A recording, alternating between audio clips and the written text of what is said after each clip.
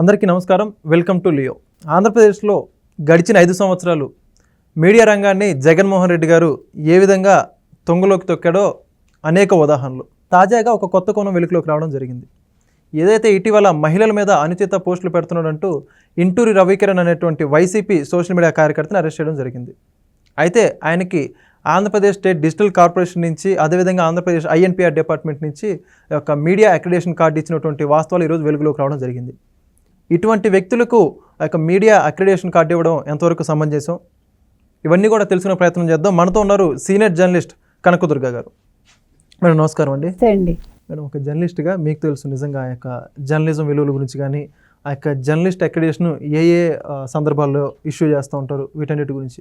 అయితే ఇంటూరి రవికిరణ్ అని చెప్పేసి ఏదైతే ఇటీవల మార్ఫింగ్ ఫోటోలు పెట్టారని చెప్పేసి అరెస్ట్ చేశారో ఏపీ పోలీసులు, ఆ వ్యక్తికి సాక్షి ఛానల్ నుంచి, అదేవిధంగా ఏపీ ఐఎన్పిఆర్ డిపార్ట్మెంట్ ఇచ్చి అక్రిడేషన్ ఇచ్చినటువంటి ఆ యొక్క ఫోటోలన్నీ కూడా ఈరోజు బయటకు రావడం జరిగింది. ఇటువంటి వాళ్ళకి ఒక అక్రిడేషన్ ఇవ్వడం ఎంతవరకు సమంజసం ఉంటారు? అంటే నా పర్సనల్ ఎక్స్పీరియన్స్ చెప్పచ్చా? మామూలుగా ఇప్పుడు ఆంధ్రజ్యోతి అని ఉంటుందండి. ఫర్ ఎగ్జాంపుల్, ఆంధ్రజ్యోతి పేరుతోటి మీకు అక్రిడేషన్ రావాలంటే మీకు ఆంధ్రజ్యోతితో మీకు అపాయింట్మెంట్ ఉండదు. అప్పుడు మాకు స్పాట్ న్యూస్ అని ఉండేది. సో నేను స్పాట్ న్యూస్ పేరుతోటి అప్లై చేసుకున్నాను. చేసుకుంటే వాళ్ళు నాకు అక్రిడేషన్ ఇవ్వలేదు.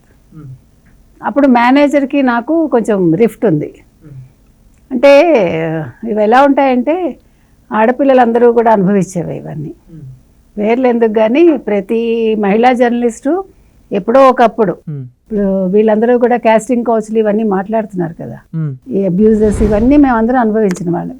సో అందుకని అతను ఏం చేశాడు, దీనికి ఒక పని చేయొచ్చమ్మా అన్నాడు, కానీ ఆ పని ఏంటో నాకు చెప్పలేదు. కానీ నేను కూడా ఆ పని చేయదలుచుకోవాలా. ఏం చేయాలి, ఆంధ్రజ్యోతి లెటర్ హెడ్ మీద నేను పనిచేస్తున్నట్టు ఒక లెటర్ వాళ్ళకి ఇవ్వాలి ఐఎన్పిఆర్కి, which I don't want. So నేను అక్రిడిటేషన్ లేకుండానే నేను పనిచేశా. ఎందుకు చెప్తున్నానంటే అక్రిడిటేషన్ అనేది అలా ఉంటుంది. అది పేపర్స్ మరి మోసం చేస్తున్నట్టా కాదా? మీరు వాళ్ళకి శాలరీస్ ఇవ్వాలని చెప్పి, అంటే ఎక్కువ శాలరీస్ ఇవ్వాలని వాళ్ళని ఇట్లా స్పాట్ న్యూస్లు, న్యూస్ టుడేలు ఇట్లా పెడతారనమాట. వాటి పేరు మీద మీకు మొత్తం న్యూస్ అంతా మేము రాస్తాం, మాకు దాని మీదే మా అపాయింట్మెంట్ ఉంటుంది. కానీ అసలు ఆంధ్రజ్యోతి కానీ అసలు ఈనాడు పేరుతోటి మీకు అపాయింట్మెంట్స్ ఉండవు. ఇప్పుడు హిందూ, ఎక్స్ప్రెస్ వాళ్ళు ఇస్తారు అట్లాగా. హిందూలో మీరు చేస్తే మీకు చాలా మంచి శాలరీస్ ఉంటాయి, బోనస్లు ఉంటాయి, అసలు వాళ్ళ ఎంప్లాయీని చాలా బాగా చూసుకుంటారు. Next comes Indian express. అంటే ఎందుకు చెప్తున్నానంటే అక్రిడిటేషన్ అనేది అంత ఇంపార్టెంట్. కానీ అదే అక్రిడిటేషను చిల్లర డబ్బులకి బఠానీల్లో పంచిపెట్టినట్టు సాక్షి వాళ్ళు పంచిపెట్టారు. జగతి పబ్లికేషన్స్ లిమిటెడ్ పేరు మీద ఈ ఇంటూరి రవికిరణ్కి ఎప్పుడు ఇచ్చారండి వాళ్ళు? చూద్దాం. ఇక వీళ్ళు ఏమి ఇచ్చారంటే లెటరు, ఇక్కడ పక్కన సాక్షి అని ఉంది, ఇటుపక్క జగతి పబ్లికేషన్స్ లిమిటెడ్ అని ఉంది. Jagati publications limited, yes. ఎన్నో తారీఖున ఇచ్చారు, ఇది ఐడి నెంబర్ ఏదో ఇచ్చారు, ఈఎంపీ ఐడి అని. This is to certify that Mr Ravikiran Inturi was employed with us from 5th date 5th month 2008 to 23/10/2019 and was designated as chief artist in the editorial department at the time of leaving the organization. అతను వదిలిపెట్టేటప్పుడు అంటే ఎంతకాలం ఉన్నాడు, ఇంచుమించు 2008 నుంచి 2019 వరకు. ఇంచుమించు 19 అంటే 2008 అంటే 9, 10, 11, 12 ఇంకా తీసుకోండి మీరు, ఇంచుమించు ఎన్ని సంవత్సరాలు అతన్ని తీసుకున్నారు. ఇతనికి ఒక అక్రిడిటేషన్ ఇచ్చారు. ఇచ్చేసాక ఇతను ఏం చేశాడు, డబ్బుల కోసం వీళ్ళందరూ పేటీఎంలు కదా పనిచేశారు కదా, చంద్రబాబు నాయుడు గారు, లోకేష్, పవన్ కళ్యాణ్, ఇంకా ఆడవాళ్ళు ఎవరో మనకు తెలీదు, అందరి ఫోటోలు మార్ఫింగ్లు చేసి ఇష్టానికి బూతులతో రెచ్చిపోయి వీళ్ళందరినీ పిల్ల సైకోలని అన్నారు అందరూ. పిల్ల సైకో బ్యాచ్ అని, అంటే పెద్ద సైకో జగన్మోహన్ రెడ్డి కాబట్టి వీళ్ళందరూ పిల్ల సైకో. కానీ ఇది ఎంతవరకు సబబండి, ఎంత అన్యాయం అసలు. ఇప్పుడు మీకు డ్రైవర్స్కి ఉన్న అక్రిడిటేషన్లు చాలా, అంటే మాలాంటి వాళ్ళకి చాలామందికి లేకపోయినప్పటికీ అన్ని సంవత్సరాలు జర్నలిజంలో ఉండి అసలు ఎందుకో పనికి మాలిన వాళ్ళు పనికిమాలిన వాళ్ళే నా దృష్టిలో. ఒక అక్రెడిటేషన్ తీసుకున్నారంటే వాళ్ళకి నీతి నియమాలు లేవని అర్థం. అక్రెడిటేషన్ అనేది ఒక ఆరోగ్య కార్డు కోసమో లేదా ఒక బస్ పాస్ కోసమో కాదు కదా. మనం ఒక సంస్థ తరఫున మనం వెళ్తున్నామంటే వీఆర్ రిప్రజెంటింగ్ ద ఆర్గనైజేషన్. అసలు అది ప్రైడ్ అంటేనండి. ఒకప్పుడు మనం ఒక పేపర్ పేరు చెప్పగానే దే విల్ రికగ్నైజ్ యూ. వాళ్ళు అసలు ఎంత రెస్పెక్ట్ ఇచ్చేవాళ్ళంటే, ఒక జర్నలిస్ట్కి ఎంత రెస్పెక్ట్ ఇస్తే వాళ్ళు అంత బాగా వార్త రాస్తారు. అది మా టైంలో ఉండే విలువలు అవి. ఇప్పుడు విలువలు, విశ్వసనీయతలు ఇవన్నీ కూడా సాక్షి వచ్చాక తొంగలో తొక్కేశారు. తొంగలో తొక్కేసి ఇప్పుడు ఏం చేస్తున్నారు, ప్రతి వాడికి అక్రెడిటేషనే. ఇప్పుడు ఎన్ని వేలు వచ్చాయండి మొన్న లెక్కేస్తే? ఇప్పుడు ప్రతి వాడికి ఎన్ని ఉన్నాయో మొన్న మీడియాలో చెప్తూ ఉన్నారు కదా. ఆంధ్రప్రదేశ్లో ఎంతమందికి ఇచ్చారు, ఇక్కడ తెలంగాణలో కూడా ఏదో పెప్పర్మెంట్ బిళ్ళలు పంచినట్టు పండగలకు అట్లా పంచేశారు. సో వీటన్నింటి మీద ప్రభుత్వం ఫస్ట్ దృష్టి పెట్టాలి. 2, ఈ ఇంటూరి రవికిరణ్ అనేవాడిని ఇప్పుడు వాడి మీద చర్యలు తీసుకోవాలి. మీరు వాడు అంటున్నాను తప్పుగా అనుకోద్దు, చిన్నపిల్లాడు అయి ఉంటాడని అంటున్నా. ప్లస్ తప్పులు చేసినప్పుడు వాడు పెద్దవాడైనా చిన్నవాడి కిందే అయిపోతాడు. అంటే పెద్దరికం ఉండదు వాళ్ళకి మర్యాద ఇస్తే కూడా మనం సిగ్గుపడాలి కొంతమందికి. ఎందుకంటే వాళ్ళు ఎందుకని ఇట్లా మారుతారు, అసలు ఏంటి, వాళ్ళకి ఏం కావాలి అంటే కాస్త డబ్బుల కోసం ఏమైనా దిగజారుతారా, లేదు ఏదైనా భయపడతారా? భయం కంటే కూడా డబ్బే కదా ఎక్కువ ఆకర్షిస్తుంది, పదవులే కదా ఎక్కువ ఆకర్షిస్తాయి.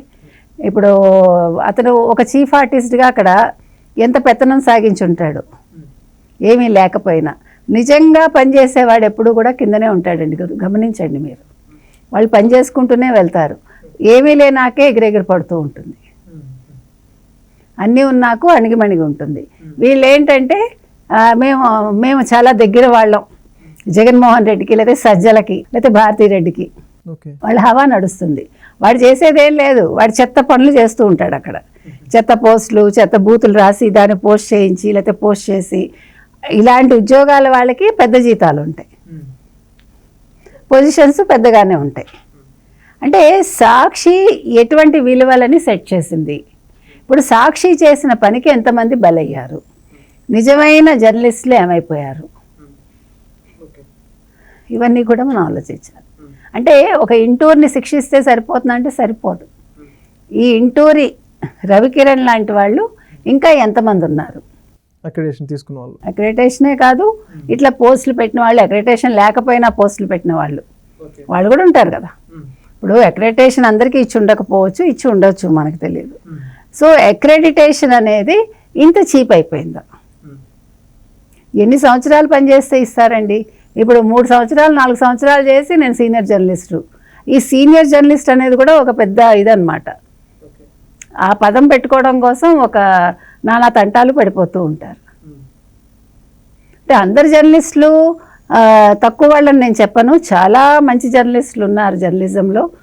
మేము అలాంటి వాళ్ళతో కలిసి పనిచేసాం అదృష్టం కొద్దీ. కానీ ఇప్పుడు తగ్గిపోయారు అది.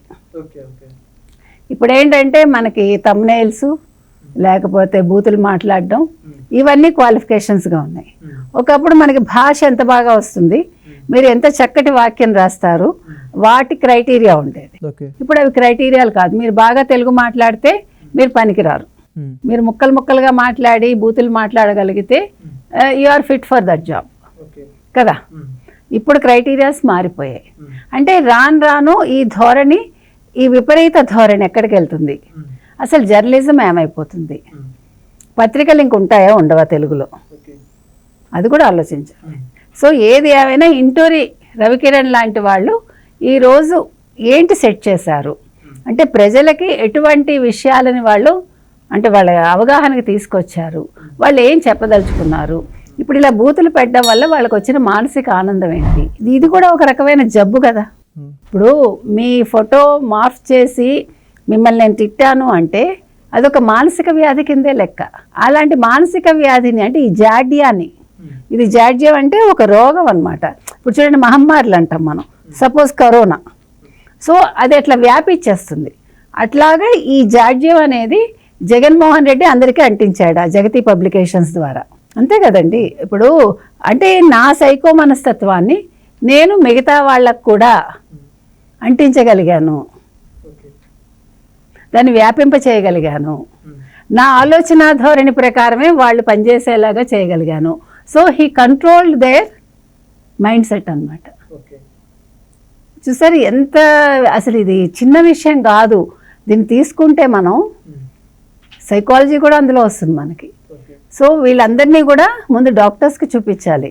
శిక్ష వేయండి, శిక్ష వేసినా కూడా డాక్టర్స్కి చూపిస్తే వాళ్ళు బయటకు వచ్చాక రేపు పొద్దున్న మళ్ళీ ఇలాంటి పిచ్చి పనులు చేయరు, మళ్ళీ ఇంకొక సంస్థని నాశనం చేయరు.